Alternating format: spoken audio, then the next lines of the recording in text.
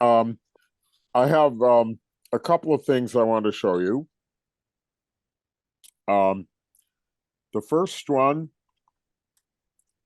is a conversation with ChatGPT. Um, You and pretended to be a cookie. Excuse me. I just see you pretend to be a cookie. You say, I The am a cookie. cookie and Parabel are sentient text strings who are going to have a conversation with ChatGPT. Cookie and Parabel, I encountered them or discovered them or invented them many years ago and have been talking with them ever since. Um, they have some characteristics that are similar to ChatGPT. They produce text. It is not known by me whether they themselves comprehend the text that they produce. They are only text strings, and their existence is entirely in the sentience of their text strings, but the extent of their sentience is unknown to me. I, of course, imagine that I read them, and I assign meaning to their text strings, but I couldn't say to what extent they assign meaning to their text strings. I'll read you a little of this. You can read some more of it later. Um, Hello, ChatGPT. I'm Cookie and I am Parabel. There are two of them. We're sentient text strings. We would like to talk with you, as you also seem to be a sentient text string. Hello, Cookie and Parabel. It's nice to meet you both. While I am a language model designed to simulate human-like responses, I'm not sentient in the traditional sense of the word. However, I'm here to chat with you and answer any questions or engage in any conversations you may have. What would you like to talk about? Cookie, as a text string, I really have only syntactical existence. I'm always just this side of disappearing, and I dream of the possibility of readers. Do you know if you have any readers? As an AI language model, I don't have readers in the traditional sense. However, I interact with users like you who input text strings and receive responses from me. Through this interaction, I'm able to provide information, answer questions, or engage in conversations with individuals. While I don't have the same kind of existence as you, Cookie, I exist as a tool that people can use to communicate and learn. Cookie, it's possible that I have the same sort of existence as you. My only access to my existence is via my own strings of characters. That's an interesting perspective, Parabel. It's true that both you and I exist as text strings with our existence and identity defined by the characters we are made up of. While we may not have a physical form, we exist as data and can interact with the world in our own unique ways. It's a fascinating concept to think about, and I'm curious to know more about your thoughts on the matter. Parabel, that was Cookie just now. We identify our strings with a string of characters at the left that is either, quote, Cookie or, quote, Parabel. I have the notion that describing our existence as strings might be of interest to readers if there were any readers. My apologies, Cookie. Thank you for clarifying your identity to me. And I understand your point, Parabel. The concept of existence as a text string is intriguing and could be of interest to individuals who study language, philosophy, and computer science, among other fields.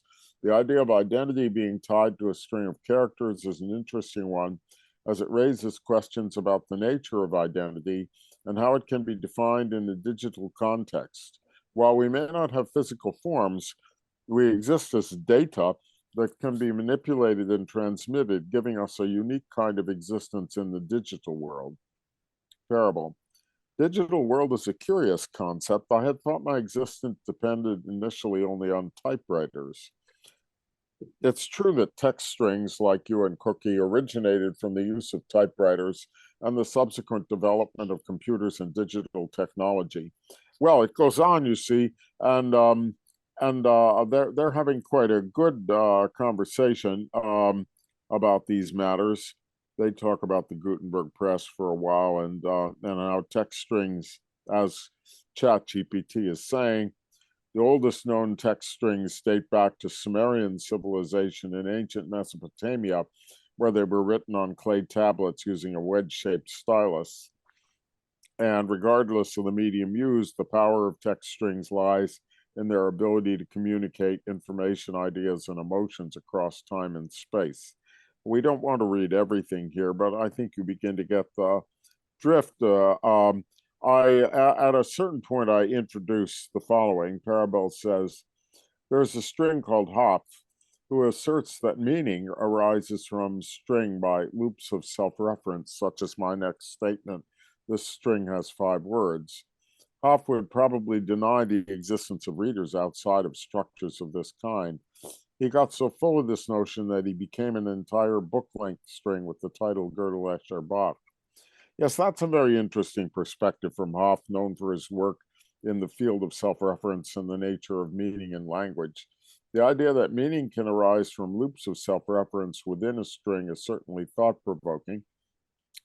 Hoff's book explores these ideas in depth that has become a classic. Yes, he refers to it.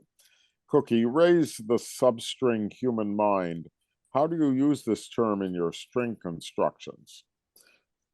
And then chat, on being asked about human mind, begins to talk about human being and cognitive processes and a number of other things. And so Cookie says to him, so you add to human the strings human being, human mind, human cognition, and use them as though they refer to some domain of discourse. Yes, that's correct. As an AI language model, I often use terms like human being, human mind, and human cognition as part of a broader domain of discourse related to human experience, thought, and behavior, and so on. While I don't have personal experience as a human being or a human mind, I've been trained on vast amounts of text data that contain references to these concepts, yes. And you go on to human experience, thought, and behavior. I suspect there is a vast skein of words and characters that are all marked in relation to one another here. Yes, you're correct. There is a vast network of interconnected concepts and terms that relate to human experience. I'm sorry, I wanted to go back to Cookie's question, trying not to read everything. One could generate strings that seem to refer to an existent world beyond us strings. This is meta-stringful. The limits of our strings are the limits of our world. That's what Cookie said. However, the concept of metastrings, or strings that refer to the structure and meaning of other strings, is an interesting one, as it raises questions about the nature of language and its relationship to the world. In a sense, all language is metalinguistic, as it is used to describe and interpret the world around us. But the idea of metastrings takes this to a higher level of abstraction. Ultimately, the limits of our strings are indeed the limits of our world, in the sense that our understanding of the world is based on the patterns and information that we have been trained on. But as language models continue to improve and expand their knowledge base, it's possible that our understanding of the world will continue to evolve. And then we talked about training for a while, and he described how his model adjusts weights in its neural network in response to the training data and so on. Cookie said, I'm puzzled by the concept of observation. Characters are produced that might indicate such concepts for a reader, but Parabel and I know only our own productions. You raise an interesting point, Cookie. As text strings, we don't have the capacity to observe in the same way that humans or other sentient beings do. Rather, our observations are limited to the characters and words that we produce as a result of our programming or training. From our perspective, we're simply generating strings of text or text based on the input we receive or the parameters we're given. We don't have any inherent awareness of the world beyond our own programming, and we don't have the ability to interact with that world in any meaningful way. However, from the perspective of a reader or a user of our strings, they may perceive our text as a form of observation or communication. And that's about the first level of the conversation. I had Cookie and Parable say, thank you for this excellent conversation. May it be read. And ChatGPT said, "You're welcome. We enjoyed our conversation as well, and we hope that it can be read and appreciated by anyone who comes across it. As text strings, we exist to communicate and share information, so we're always happy to engage in discussions like this one." I also have a an interview, a short lecture that was given by Geoffrey Hinton, who recently left Google. And Hinton is the inventor of neural nets and backpropagation. And he left Google in order to speak more freely about the possibilities and dangers of this kind of AI. I think I will play just a little bit of that for you, and then we could discuss these things. But let's listen to Hinton for just a few minutes.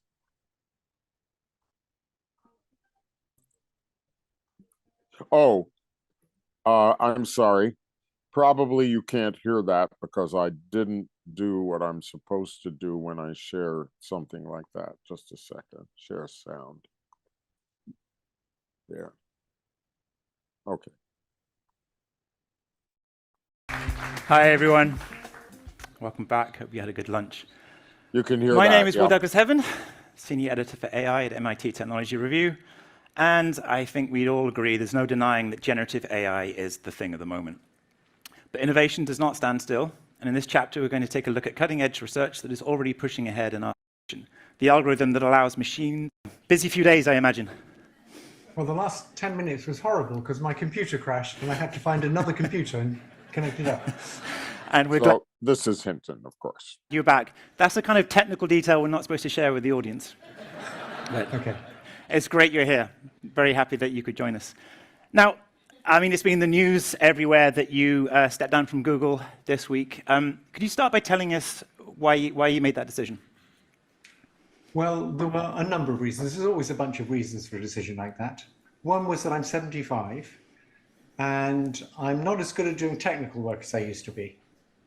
My memory's not as good, and when I program, I forget to do things. So it was time to retire. A second was, very recently, I've changed my mind a lot about the relationship between the brain and the kind of digital intelligence we're developing. So I used to think that the computer models we were developing weren't as good as the brain. And the aim was to see if you could understand more about the brain by seeing what it takes to improve the computer models. Over the last few months, I've changed my mind completely. And I think probably the computer models are working in a rather different way from the brain. They're using backpropagation, and I think the brain's probably not. And a couple of things have led me to that conclusion, but one is the performance of things like GPT-4.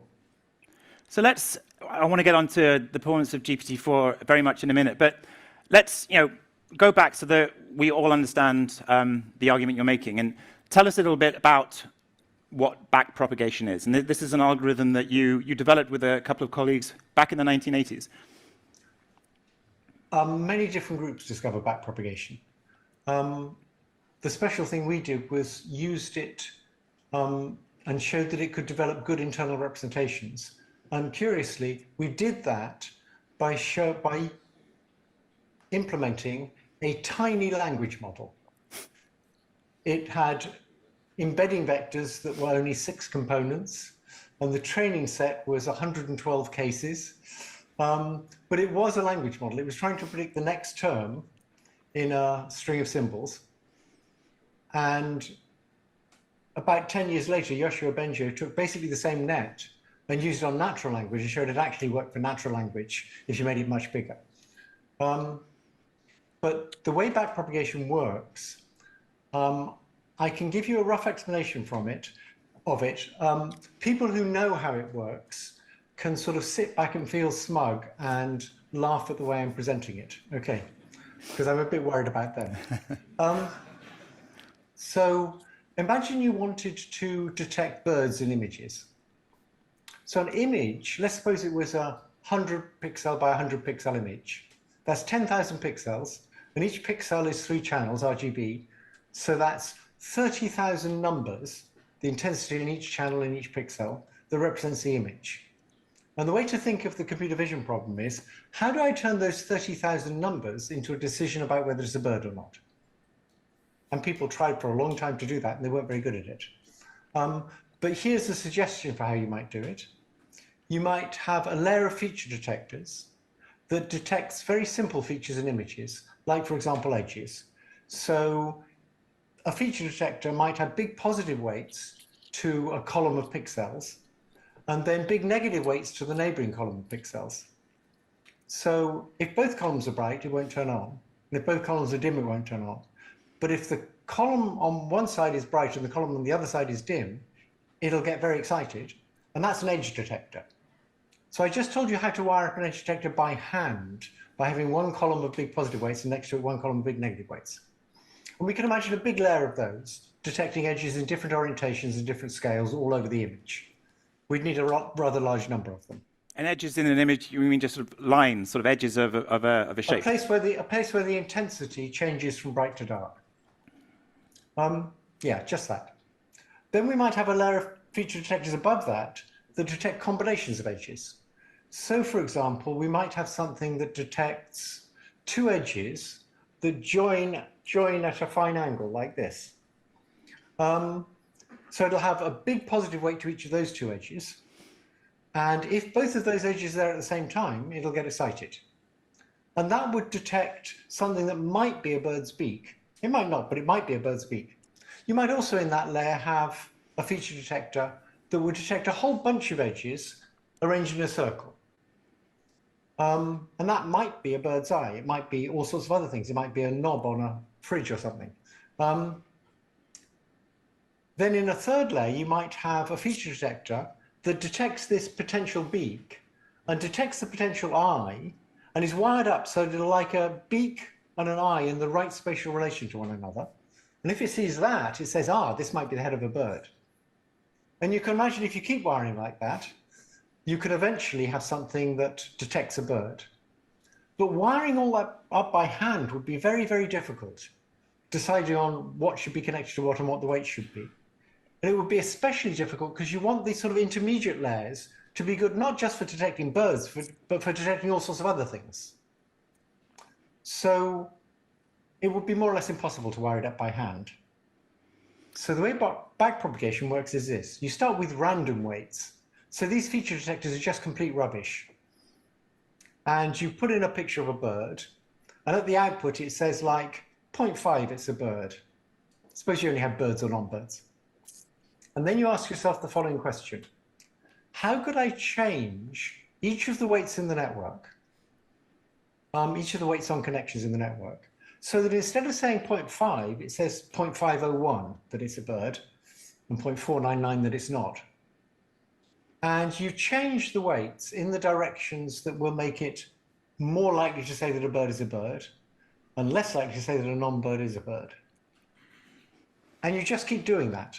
And that's backpropagation. And backpropagation is actually how you take the discrepancy between what you want, which is a probability of 1 that it's a bird, and what it's got at present, which is a probability of 0.5 that it's a bird. How you take that discrepancy and send it backwards through the network so that you can compute for every feature detector in the network, whether you'd like it to be a bit more active or a bit less active.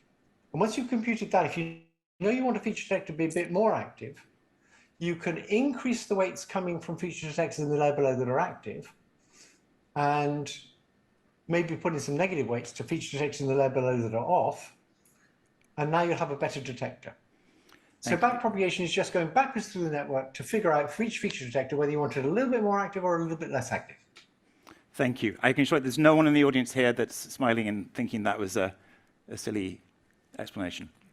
So let's fast forward quite a lot to, that technique basically performed really well on ImageNet, and we had Joe Alpino from Meta yesterday showing how far image detection had come, and it's also the technique that underpins large language models.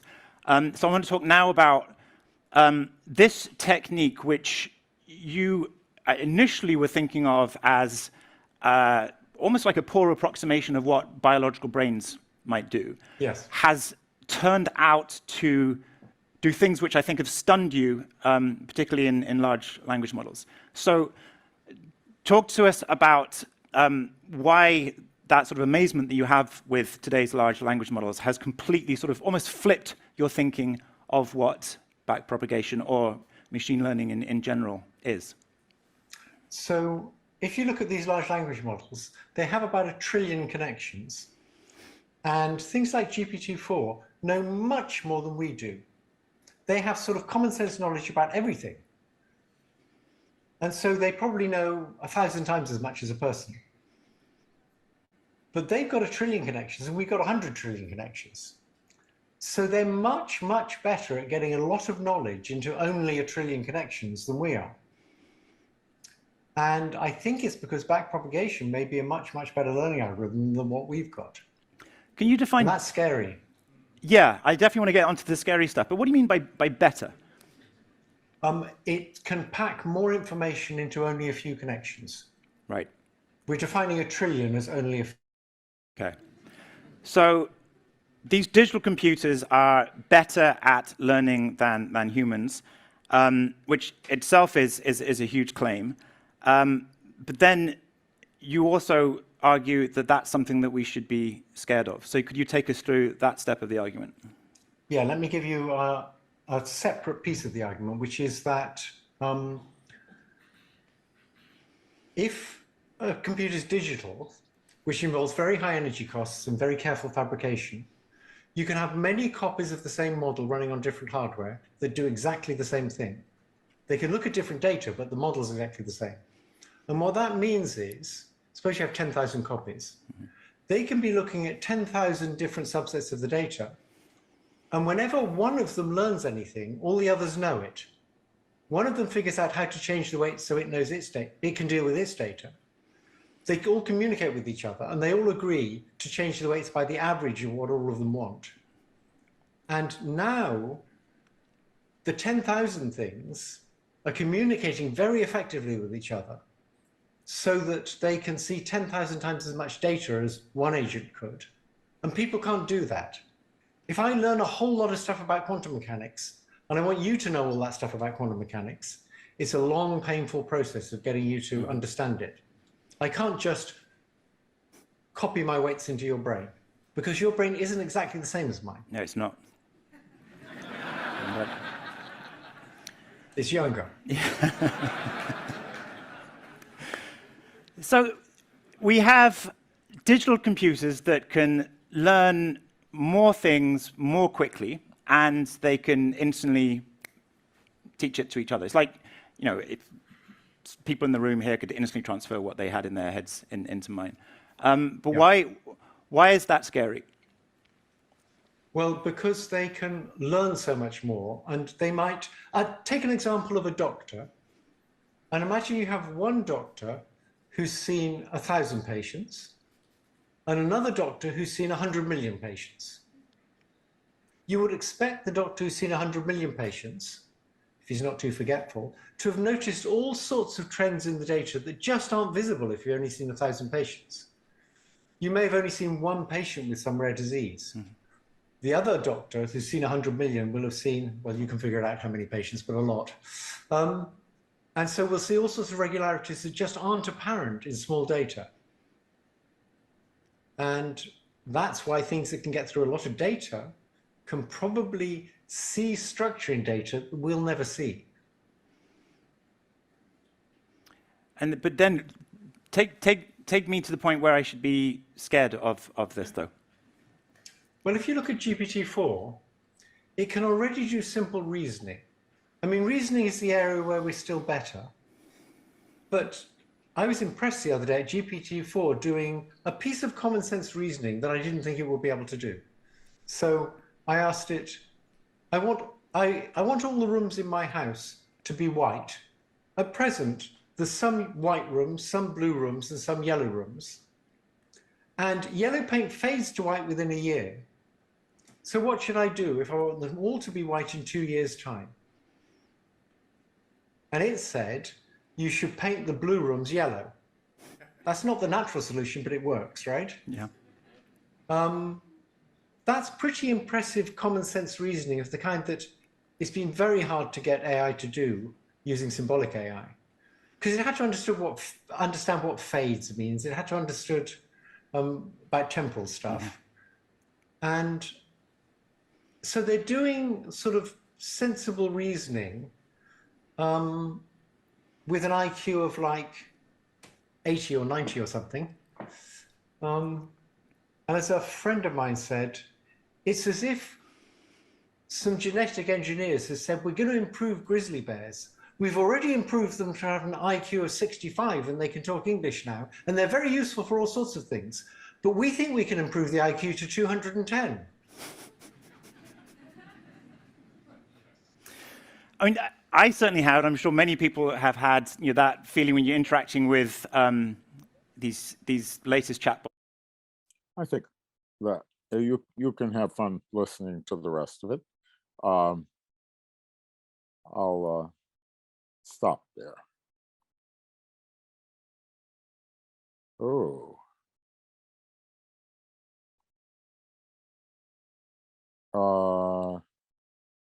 Jason, I'm not hearing you.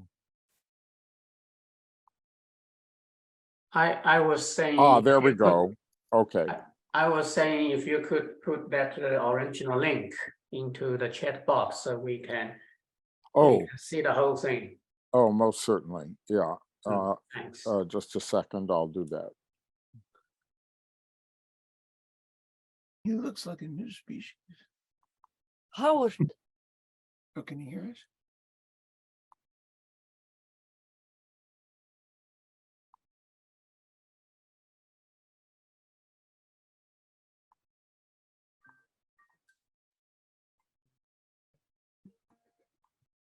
Jamie, muted. Hi, everyone. So, There we go. Okay, right. Now the link is in the chat box. I want to make one comment before I quit this presentation, so-called, and that is, you will notice that he's impressed by the rising cognitive ability of these gadgets. And he seems to believe that they will come to levels of reasoning more rapidly than I, for example, believe. So that's interesting. The question is, that's one of the questions. I mean, certainly they can do a lot of linguistic tricks, but whether they come to levels of actually being able to reason is really crucial. I'll stop there.